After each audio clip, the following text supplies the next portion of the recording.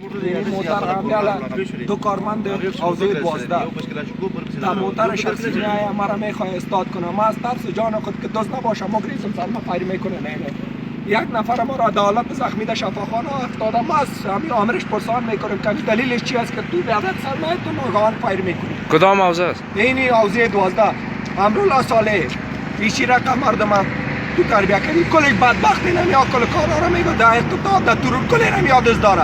اشرف غنی اینی دولت تسه یک جوانه که 16 سال تحصیل میکنه این جمعه بدبختانه در موتر سر یک مرمی میمونه. کی جواب زیرا میته؟ آخر ما هم کدام حق داریم نداریم حقوق داریم کی رو بگویم در اینجا؟ آواز ما شیشه کسی جوابگو نیست. با کدام دلیل تو سر ما فایر کردی؟